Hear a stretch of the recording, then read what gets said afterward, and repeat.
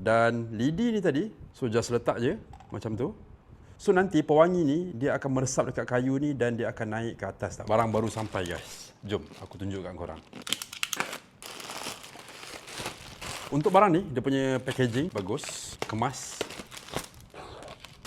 So, aku order 2 barang daripada brand Tenang.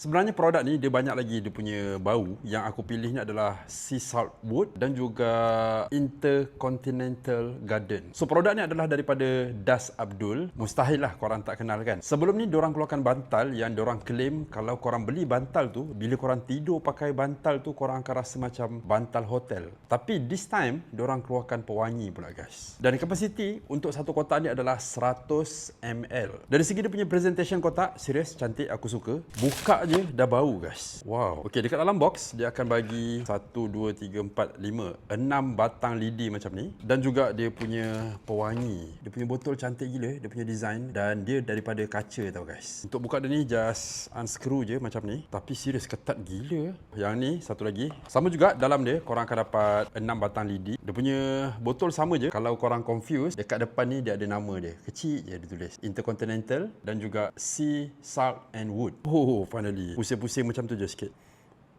Semerbak guys bau dia. Yang aku suka pewangi ni dia tak memerlukan sebarang asap. So, korang boleh buka je macam ni. Dan lidi ni tadi, so just letak je macam tu.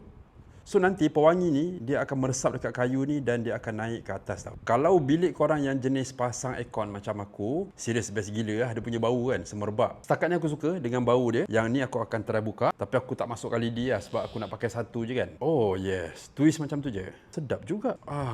So, Sea Salt Water aku recommend. Intercontinental Garden pun aku recommend. Bau dia sedap. Yang flavor lain aku tak try lagi. So far aku order 2 ni, aku sangat berpuas hati dengan dia punya bau. Cumanya untuk ketahanan satu botol ni aku tak sure berapa lama. Aku sendiri kena try lah. Tapi serius bau dia memang best gila. Korang akan rasa macam dekat hotel ataupun dekat macam lobby hotel kan. Dia bau-bau macam tu. Sesuai untuk korang letak dekat ruang tamu ataupun bilik tidur ataupun bilik komputer ke kan. Bila korang duduk tu tenang je ataupun ruang pejabat, office, serius. Nice. Dan harga asal dia satu botol ni lebih kurang dalam RM89. Tapi sekarang ni harga dia tengah murah, ada 45% diskaun. Masa aku beli ni lagi murah sebabnya time tu diorang tengah buat live. Aku beli sebotol dalam RM29 je. Sebab aku beli 2. Sebab kalau korang beli satu dia lain harga, beli 2 lagi murah. Beli 3 lagi murah. So, nak dapatkan boleh check dekat beg kuning. Untuk produk ni seriously aku recommend.